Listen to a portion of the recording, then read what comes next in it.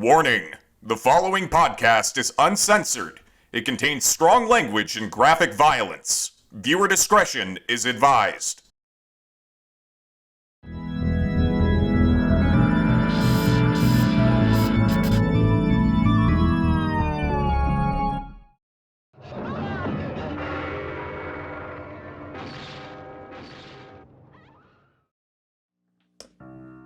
Greetings and welcome to the Bomb Squad podcast. I am your host, Tim M. Sullivan, and today I'm Joseph Vranick.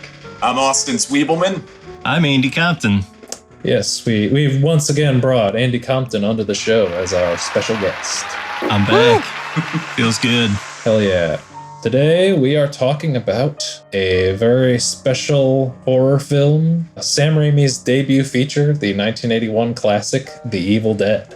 I think this is a film that we all have somewhat of a history with. For our first question, let's talk a bit about our history with the film and also our history with the director Sam Raimi.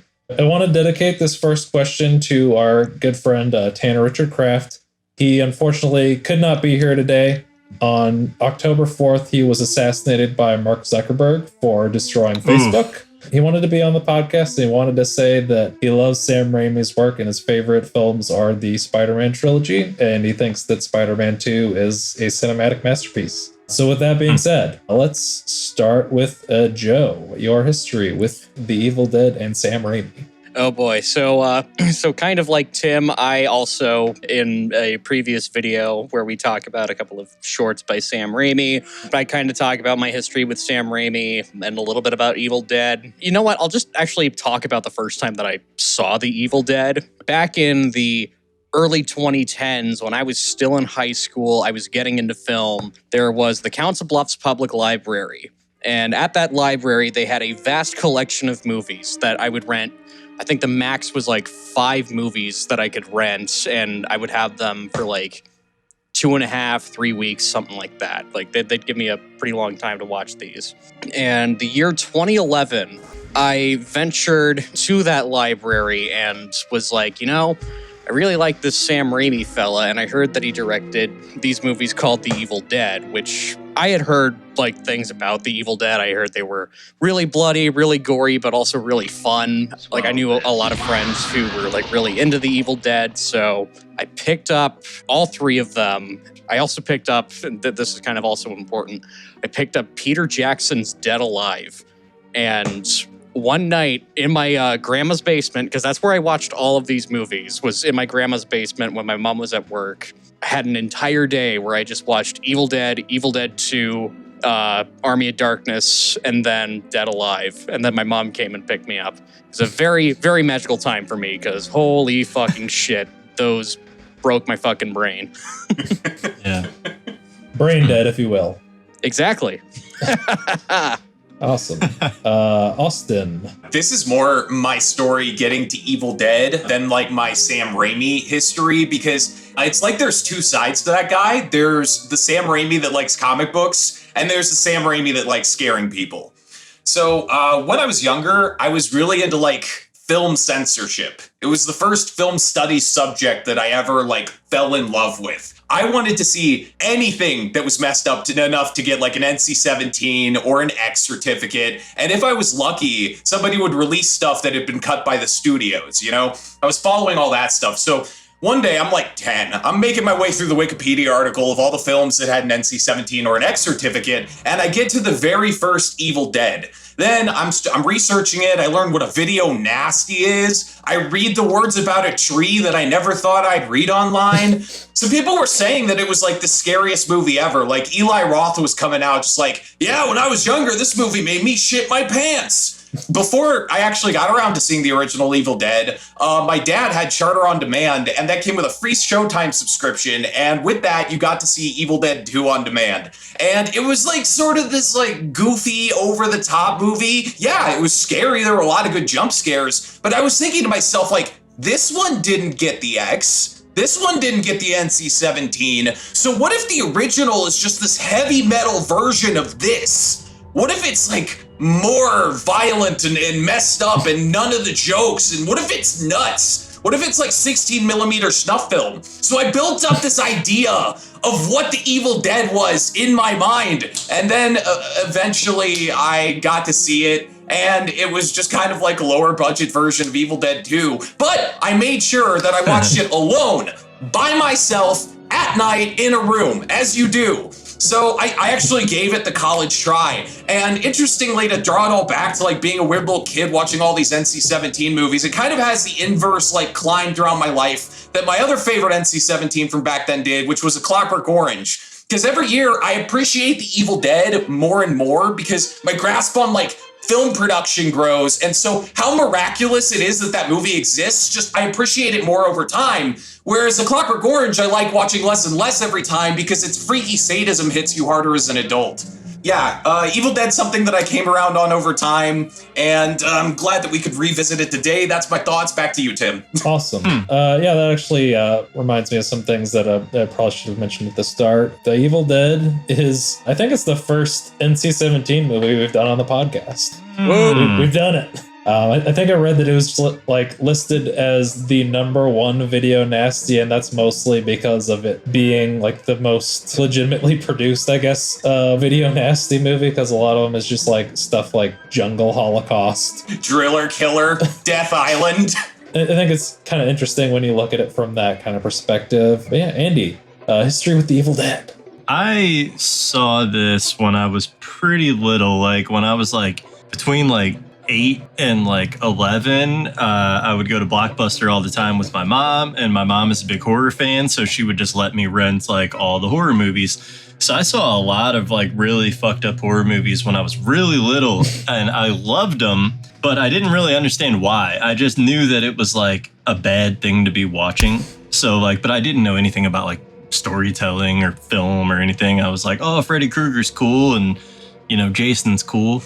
Yeah, so I saw Evil Dead when I was a kid, and I like thought it was cool and everything, but I really wasn't that into it the way I was like the Nightmare series and Halloween. But then later, much like what you were saying, Austin, nowadays when I watch it, I have the greatest appreciation for it because I really, really love classic horror movies that are clearly like the indiest of indie, just made for nothing, and like pure creativity on display, and you know, artistry if you want to go there. You can just tell, like, to pull off those indies the way that, you know, John Carpenter did, or the way that, you know, Sam Raimi did, clearly just a super talented person. So yeah, I started out watching it in the 90s, very late 90s, but just getting it from Blockbuster. And I was telling Tim before the podcast, I've seen 1 and 2. I've never seen Army of Darkness, but I have seen the remake.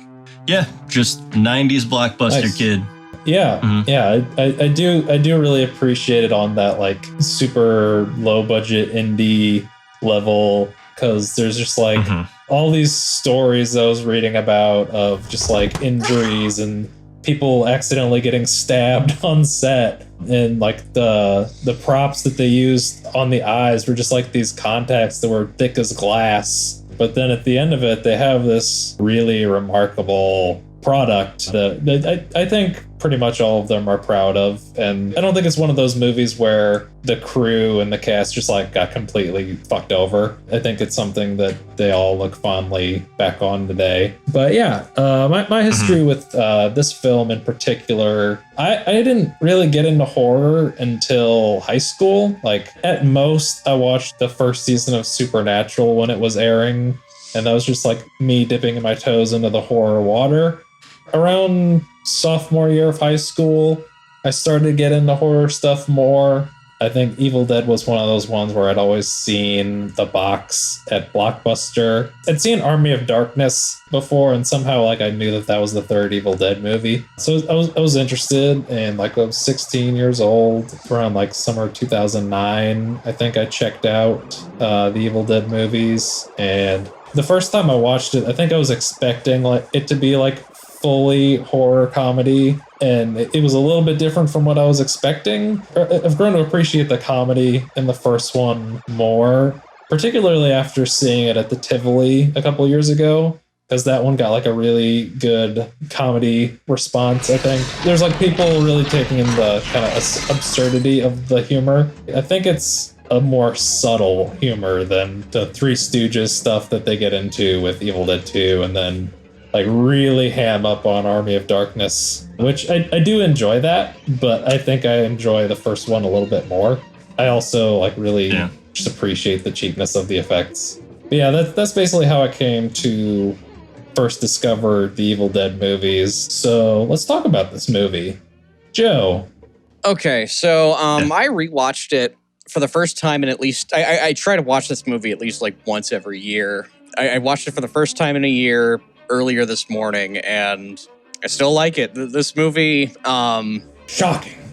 shocking. Yes, shocking. I think this movie still holds up in the best, well, I don't want to say it holds up because it's like dated effects aside, it holds up, of course, but those dated effects in it are also still kind of part of its charm. Exactly. This movie's a big old goofy camp fest. I mean, it takes it seriously when it absolutely has to, but then you see things like that moon in the background, which is clearly like a matte painting or some shit. It's like comically large. You can see like the shadow of the cameraman in a couple of instances. Well, there was one instance that I do remember being on, I think it was like the Anchor Bay release DVD, that they wound up taking out of the Blu-ray for some reason, but they didn't take anything else out. The cameraman on the bridge shot? It's either the bridge shot or they're like driving up to the cabin, but it's like one of those shots, like you can clearly see, I think it's Rob Tappert just like hiding in the trees. They cut that out of the Blu-ray for some reason, but they kept every other flaw. I don't get it. I just think it's hilarious. They should have kept it. Gotta see it all, warts and all.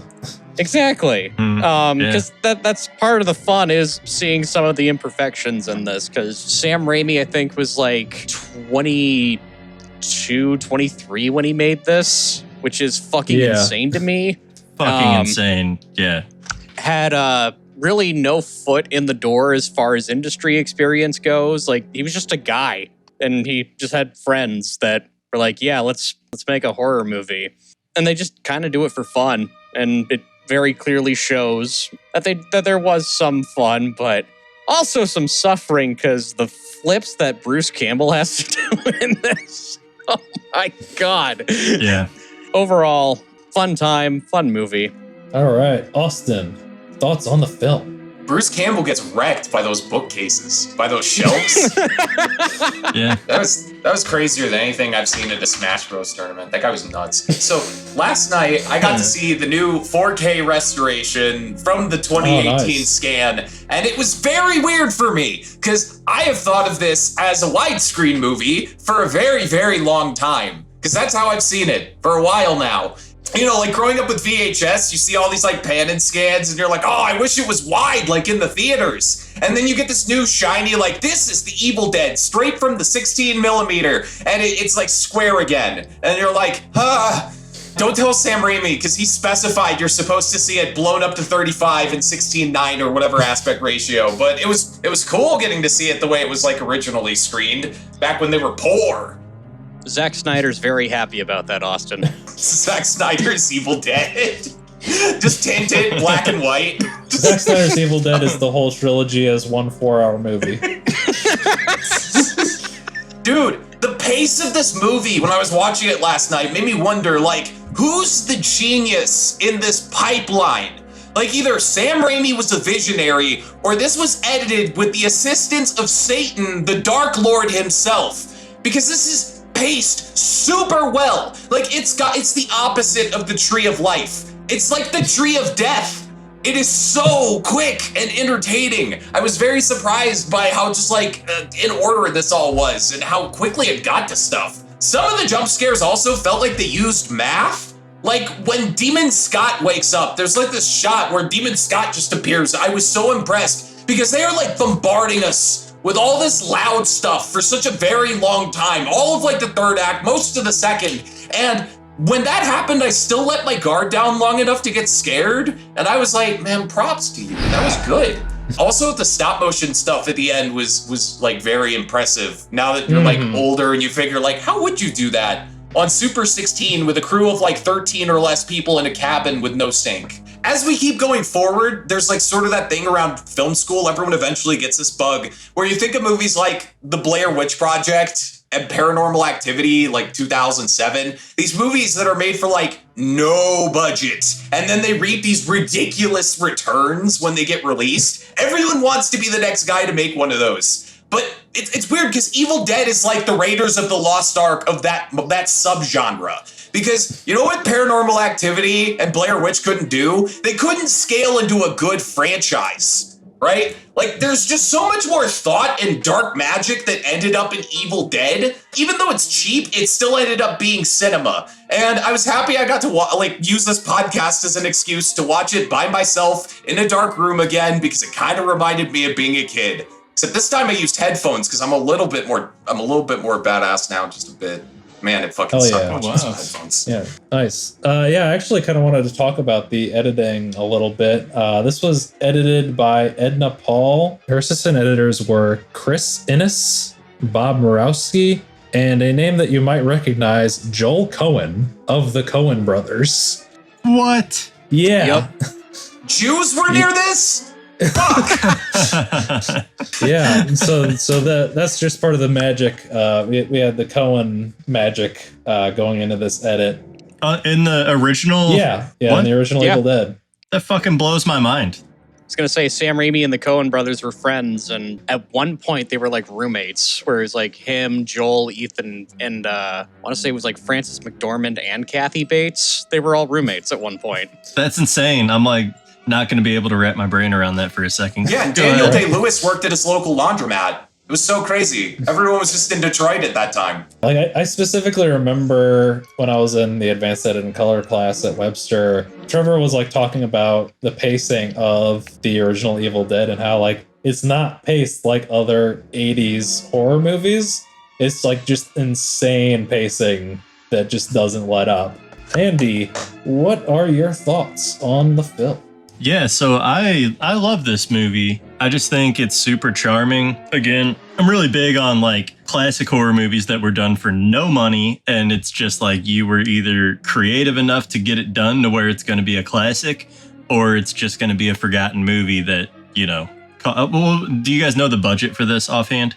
$375. Oh, wow. That's even more than I would have thought. But, I mean, there's a fuck ton of practical effects and things like that. So it does make sense. Because I think, like, Paranormal Activity's, like, raw budget was, like, $15,000? Yeah. Or something like that. But he already had his location. And who knows what kind of gear they shot on. Maybe he owned that, too. It's because the house they were shooting in California in Paranormal Activity, I'm like, well, this dude wasn't poor. You know, because a house like that in California, like, isn't super cheap, I'd imagine. So, I don't know. I don't know what, I think Oren Pelly. I'm going to have him send a bank statement over for circa 2007. Let me know. But no, yeah, I love this movie. I think it's super charming. Like, and with talking about how we kind of grow to appreciate certain movies the older we get, for me, it's like the more I understand filmmaking, having been through school and just watching movies through a new lens now than I did growing up. Like growing up, I kind of thought, oh, that looks cheesy. And then now it's like, that's so fucking cool. They did all practical and it's so just over the top and gory and just like everything like a real horror fan wants out of a horror movie. It's like porn for like a horror fan who loves practical effects. I still think, for my money, you know, we talk about the balance between horror and comedy in this movie. Like, how serious does it take itself? In the very beginning, whenever Ash finds that tape recording and starts playing it, that's like one of the spookiest things you can do for me in a horror movie is like just some voice over a tape that you don't know where it came from. And it's unfolding this story that's getting a little more scary and a little more scary as it goes on. I love stuff like that. I think that's like the inciting incident of this movie, right? Is them reading the curse or whatever the fuck. That's when things really take off. And like, I just love that whole sequence from like a no comedy, only horror standpoint. I just think that rules.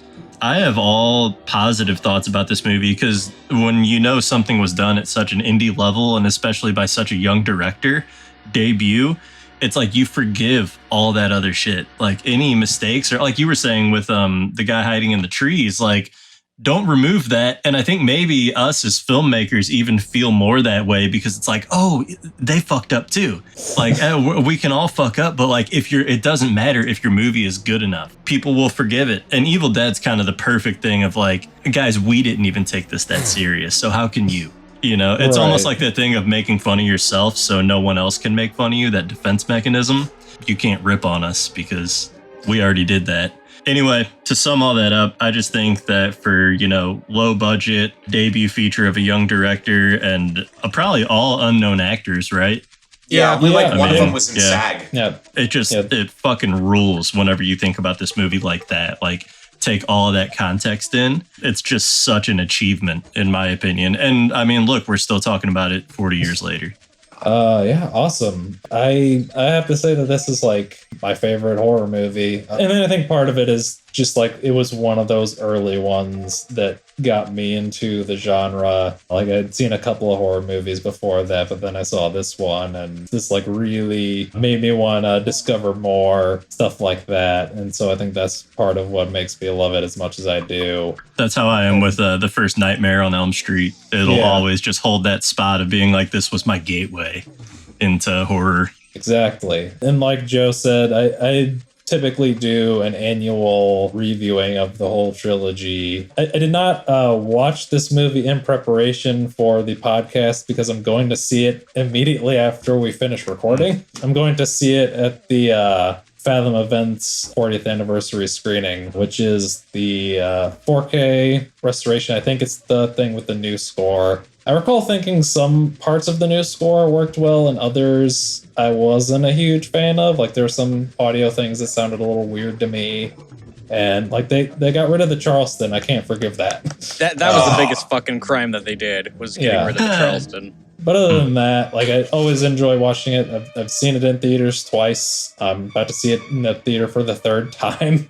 They were able to make this big, crazy movie on just such a shoestring budget with minimal experience. Like they were mostly just like ex-film students who had made a couple shorts, and they made a proof of concept, which we talked about in vidcast called Within the Woods, which was made on $1,600. So this was a big step up from that. Just like absolutely gigantic proportions in comparison to this like little 30-minute short that they made on like 8mm. And I think it has just like a special little quality to it that you don't quite see in Evil Dead 2 or Army of Darkness, although I do love those movies a lot. And I also Ash vs. Evil Dead was one of the greatest things to happen to television. Stars, you fucked up. You should not have canceled that show. You fucked up. I also really enjoyed the reboot. I saw it as sort of a love letter to the original trilogy. It was surprisingly entertaining on that level, I thought. This movie has a lot of heart to it. That decomposition scene at the very end is still like one of my favorite horror moments of all time. It's probably like my favorite ending of a horror movie. It's really like metal looking too. It's great. The camera effects I really enjoy as well, because they're just kind of using shit rigs on this film because they like can't afford fancy equipment. So like they're doing the things that the film students do when they can't get the good equipment. A lot of those shots that are the Evil Dead just kind of gliding through the woods, they rigged the camera to a piece of wood and had two cam ops just like running through the woods carrying this piece of wood with the camera on it. And then the final shot, they rigged the camera to a bicycle and rode it through the woods to get this like long take going up to Ash. Through the cabin. Yeah, I love reading that like that's how they got that. Especially after like when we made Processing, which is a film to come out in the future, I basically had a camera and a tripod, and we found a cart and used it as a dolly. And so I just love hearing stories about filmmakers doing stuff like that. I think that's so cool. So yeah, let's move on and talk about the practical effects. They're a big part of what makes it special. The special effects artist on this film was one Tom Sullivan. No Your relation. dad! Oh, your dad? It's my dad. Damn. No, Tim's film royalty. Oh, wow. I wish. I think he's worked on a bunch of Raimi films. He did a lot of work to make the effects in this movie look awesome. So let's talk about our thoughts on the special effects, Joe. Practical effects of this. Kind of like the minor little things that you notice in the background. The practical effects are part of its charm because on the one hand, my God, some of these look really good on the budget that they had, and on the other, oh yeah, these kind of look rough, but it's kind of charming. I still think the most effective practical effect in the entire film, and it's arguably the gore shot that I've heard talked about the most. It's the pencil in the ankle. Yes. You want to talk about one of the fucking grossest horror attacks in any fucking horror movie ever. It's that's immediately one of the go-tos because that shit, you can kind of feel it. It looks painful, and you know what it feels like to have parts of your foot injured. So it hurts to watch. Yeah, it's a very, very effective use of the practical effects, and it's a very effective scare. And then you go to another effect with that ankle, which is the stop motion drawings of the veins on the foot when I think it's Linda, right, becomes the demon. Mm-hmm. And it's oh yeah, that's definitely a stop motion effect, but it's kind of charming. Oh, hey, her eyes are white. I think there's a lot to really love about the practical effects. They're charming. They're fun. Hell yeah. Hell Austin. yeah. Oh yeah. Oh, you gotta say, really? Dudes, what if there was a big Avengers team of just the shittiest rigs ever assembled? You got the wheelchair from The Shining. You got the bike from this. You got the mystery vehicle used to get the last shot in a Gear, The Wrath of God, and it's just used to make the craziest, most dynamic film for $10. One shot, I guess I'm limited to one so that I don't steal down the tree from Andy and Tim. But the dismemberment shot where they had the actor or actress, she was sitting under a board. She was in the floor or something, and it was her arm or her leg and her head were just there to just help me, I'm in pieces. Mm-hmm. And that just looks nice. You gotta admire dismemberment. The ankle thing hit a thing with me personally because when I was younger, I had this weird little fixation with Achilles tendon scenes because it was a thing where from the that Eli Roth torture porn era where people just went nuts with this. It was Hostel 1 has a really bad one, and Kill Bill Volume 1 has one. And so there was actually a Wikipedia article back in the day of films with the tendons getting messed up. I don't know why that resonates with people so bad, but we're all Achilles deep down. We hate watching ankles get hurt. Dude, practical effect, I can't believe. They actually went to Tennessee. That's nuts. Wow. Also, yeah. The dedication. It's also really weird hearing about how they had to apply contacts. There was an applicator tool, this crazy device you had to put over someone's eye. And guess whose job it was to do that every single time, to get those big things in people's eyes? Guess whose job? Tom Sullivan. Tim's dad. It was Bruce Campbell. Bruce Campbell had to do that every time they had to put the white contacts in. They're oh, well, Bruce, you're the responsible one. You can put these things in people's eyes. Oh! Yeah, to sum it up, sort of it's fake enough. Like Andy was saying, it's great for horror fans because it's fake enough that you're not going to be sick while you're watching it if you're familiar with horror, right? I think about scenes of anyone ever seen the arm getting cut off in 127 hours? Or yes. Yeah. The eye scene in Hostel, where it's pushing the limits of how fun this is because it's almost making you sick. The great thing about Evil Dead is, if you're familiar with the genre at all, you don't feel like you're watching an autopsy. It's more like the world's coolest haunted house. That's what I like about the practical effects in this. All right. Andy. It's so funny that you were I'm only going to say one so I don't impose on Andy, and I was going to say the dismemberment scene too. Shit! But just I could say other shit though. Tim, you talked about the stop motion stuff at the end. Stop motion can look so cheesy now in 2021 when you look back on that being a popular film technique. that you don't really see anymore. But like, I just have such an appreciation for it because you guys probably saw that dumb video that I made for Webster. That's like a stop motion thing with like just these little like cutout things. Dennis and Doug is a masterpiece. Oh, thank you, dude. Yeah, it was 950 single images for a 90-second video that doesn't look good.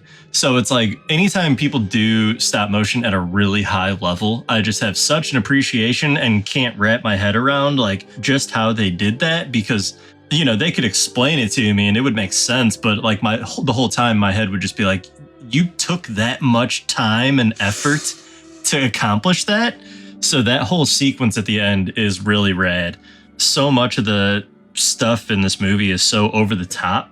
The blood and the gore and the violence and like, and it's just fucking, it feels evil. Like, I don't know the reception of this movie with like maybe like uber religious people when it came out. But I'd have to imagine that there was some backlash, because watching this, it's like everything I want a horror movie to be. Not every time. I guess I take that back. It's like the one time that I get a horror movie that's everything I want it to be by being over the top, just fucking going for it, and it just feels fucking evil. Like it just feels, it's like dripping with like evil, like the way the Deadites are, and like just everything about it, the Necronomicon, and like again the tapes at the beginning, like everything feels so sinister and fucking evil, and it doesn't stop at 100. It goes to 150. Yeah, I just love that, and I love if you're gonna even go a little bit over the top gore, you might as well fucking go for it and just go way over the top. And again, I think that's why Evil Dead gets away with so many of its flaws, is that it's like we're over the top from the beginning. You know, like we know what we're doing. Mm-hmm. We're in control. These flaws aren't because we're screwing up. Like it's even though it is, it's hard to argue it because it does seem like they're so in control of their vision. You know, there's more polished movies from even that same year or that time that aren't as good as Evil Dead, flaws and all, because Evil Dead, it just has such a voice. I don't know. I just think when I watch that movie, I just really appreciate the vision of everyone making that film. They were all bought into the same. They knew what they were doing. They were totally in control. Nothing was by chance. And it's such a unique addition to horror, even today. You know, now it's a foundational movie, but yeah, it's just like a bona fide classic, and no one can take that away from it. It's just really cool. The eye gouging scene. What about that? Oh, yeah. Yeah, that's rad too. It's great. There's so much gore in this that's almost like an afterthought. It's like, oh yeah, someone does get their eyes viciously gouged out in this. Yeah. Forgot about that. Yeah, eye stuff is always rough. Like the eye gouging scene in this, and also the eye gouging scene in Zombie 2. Those are always hard ones to watch. Yeah, what was it, like Saw 2 or something? One of the traps, a guy had to cut his eye open to get like a key or some shit like that. Yeah. Yep. Yeah, that would be insane to be holding a scalpel like, ah! Yeah, that's unpleasant. I couldn't do it. I'd just die. Yeah. I'd be like, damn you, Jigsaw. Dude's eye was also like bruised to shit too, so that has to be like really fucking painful. Yeah, it was like, guess I'll die. just Jigsaw with no medical experience, putting a key in this guy's face. Like, someone's got to stop that guy. I don't know. But yeah, I think the practical effects are definitely a big part of what makes this movie special. Like they're definitely dated and cheesy, but that's part of what makes you love it. And there's a lot of stuff that's just very, very gruesome. Like the dismemberment stuff, it almost has this like tint of you're seeing something you shouldn't be seeing, you know. The pencil in the ankle, that one honestly hurts more than the eye gouging. It's because I think by that point it's like you're a little bit numb to it, and it's also a little bit more over the top. Yeah. How they go about the eye gouging in this. The pencil in the ankle is a little bit more matter of fact, and it's one of like the first big ones of the movie. Mm-hmm. Yeah, I think that's fair to say. Yeah, like I've seen this movie, I don't even know how many times, more than 10 times, but that pencil is still always every time. Austin briefly alluded to the tree. Let's not talk about that one too much. It's the reason why this movie got banned in a lot of countries. Sam Raimi got taken to court in Britain. They held him up on obscenity charges. They wanted to throw that man in jail. The cannibal Holocaust treatment. He didn't deserve it. Yeah. That's so He stupid. did not. Yeah. Like the scene, don't get me wrong, if you don't like the scene, I understand. But like, to punish anyone by law for something that's not against the law is fucking insane. Same with Cannibal Holocaust, although I do hate that they killed that turtle for real. That's some They bullshit. killed a couple of animals on that movie. Yeah, was it a couple? Yeah, maybe it's because I like turtles. Yeah. And they wanted this thing to feel like a documentary, and boy was it convincing, because they literally thought he killed the actors. Yeah. So let's move on to the next question, the final question, which is I want to talk a bit about the Deadites, kind of their portrayal in this film, but also just conceptually in general, because I think that there's something to talk about there, because it's not quite a possession movie and it's not quite a zombie movie. It's sort of this interesting in between. So let's talk about the Deadites. Joe. Oh boy. So they kind of I love that, because this is like a possession / kind of zombie type movie. And I kind of like that they blend the two together, because based on what you see in this movie, it's like the second that you're possessed by a Deadite, you're practically dead. There's no coming back from that. So it's like they could be classified either as a zombie or a demon. But kind of what I like about the Deadites as far as like the possession angle goes, based on like all of like the other types of possession movies that had come out beforehand, all of the demons in that are just like straight up fucking evil. There's like no wink and nod to it. It's just they are here. They are here to spread evil and just cause nothing but death and destruction. The Deadites, on the other hand, I kind of compared them to Gremlins a little bit, because they're kind of jokesters. They're laughing, they're goofing, but oh yeah, they're gonna fucking kill you.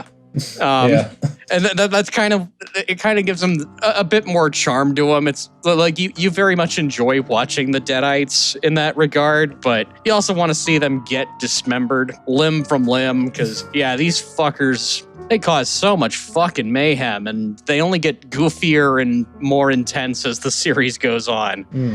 Don't even get me started on Army of Darkness. The armies of skeletons dooting. But yeah, that's my thoughts on the Deadites. Austin. I don't have as much to say here. I like that the Deadites change quality between people. Like, Cheryl's was more threatening. Linda's had this sort of off-putting doll quality. Scott kind of looked like a tank. The way that they mess with their voices, I have no idea how you do that analog, but it's still held up. That was really cool. Very, very fun on headphones. Props to everybody for acting while completely blind. Behind-the-scenes footage can be found in documentaries, and watching those actors and outtakes just being like, what the hell's going on? Is pretty good. I believe I read that it was Sam Raimi doing the Deadite voices. I don't know.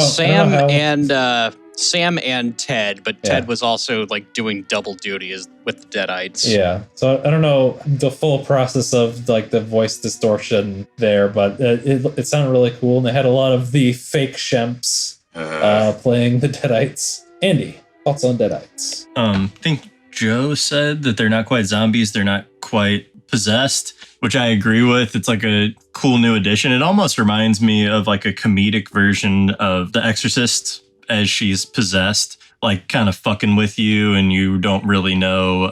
They're trying to play mind games with you, and even like the low toned, like possessed growls and stuff like that. Like, again, I forget who it is, which it's one of the girls that Ash is fighting with. And like basically the entire time, he stabs her in the back with that knife. Basically the entire time, she's just letting out this like demonic growl, like the entire fight. And I was watching that this morning at like 10 in the morning. And I was just like, my brother was in the other room. He works from home. And I was like, he's probably just in there like, what the fuck is he watching at 10 in the morning? Because it was just like this 5-minute sequence of demonic growling. Yeah, exactly. And it just doesn't end. But I honestly love that, because going back to what I said before, the whole thing is just like so metal and so evil. And I just love it. I think that it's hard. It's harder now, probably not quite as hard in 81, but still, to make an original horror antagonist, especially one that's going to stand the test of time. And I think Sam Raimi really did knock that out of the park with the Deadites, because it's, again, you know, even today we would describe it as it's kind of like this thing, but not, and it's kind of like this thing, but not. I don't know that we've ever really seen an actual recreation of the Deadites in newer horror, which, like, I mean, you know, how many hundreds of slashers have just been Michael Myers, you know, with a different mask and the same walk, you know, like, I mean, that became a slasher trope. And it's like, for this sort of demonic undead movie, I don't know that I've seen any. I'm sure that there's some lesser known horror movies that are more or less a ripoff because they were so inspired by Evil Dead, but I haven't seen them personally. Yeah, I just think accomplishing that task is, to me, like having tried to write some horror, in my opinion, coming up with a memorable and original antagonist in horror is like 70% of the battle. That's why like A Quiet Place was so fucking huge. You know, it was the concept, but also a unique creature design. I actually wrote a creature feature at the end of 2020, beginning of 2021. It's the only horror feature length script I've written. And I don't even fuck with it anymore because, like, at the end, I just had to be honest with myself and say that my creature isn't unique enough. Like, I didn't have like unique enough characteristics to set it apart. So it's kind of like, you know, those dozens of creature features that are on streaming sites that aren't the most memorable creature, and then a movie like A Quiet Place comes along and you're like, oh shit, yeah, that's what it's like when there's like a unique creature design with like a unique vulnerability, also a unique method of attack, you know, like all those things need to be taken. And that's not just creatures, that's all horror antagonists, you know, what's their vulnerability, what is their method of attack? It's all got to be original. What's the look? So yeah, in that department, the Deadites have for sure cemented themselves as like what, maybe like, if not top 5 in most horror fans' top 10 of the most memorable antagonists. I totally agree. I think it's definitely interesting that they were just this sort of unique blend of like possession and undead. They're just sort of like ghoulish. There's not anything that's quite like it, but I think Dead Alive was definitely inspired heavily by what they were going for with Evil Dead. I haven't seen that. I know it's like a classic. It's definitely interesting to see how like directors like Peter Jackson and Sam Raimi can make these super grisly horror movies early in their career and then go on to make like Spider-Man and Lord of the Rings. So as a young artist, just like make the movie you want to make. Don't worry about it being too gory, because you might get to make the next Avatar or something. Who knows? Yeah, or Ari Aster made Shrek the Third, which is crazy. It's true. It's true. So yeah, that's going to do it for us today. Thank you for tuning into this podcast. If you are listening on the audio platforms, go ahead and leave a review. It'll help boost us in the algorithms. If you are watching on YouTube, thank you for watching. Go ahead and give us a like, and give us a subscribe, and give us a bell icon if you so choose. Next week, we are talking about Venom, Let There Be Carnage. Andy, thank you for coming to the podcast. It's always a pleasure having you. Yeah, it's a pleasure coming on. Thank you all for tuning in. And remember, it's important to read a damned book every now and then. Take care.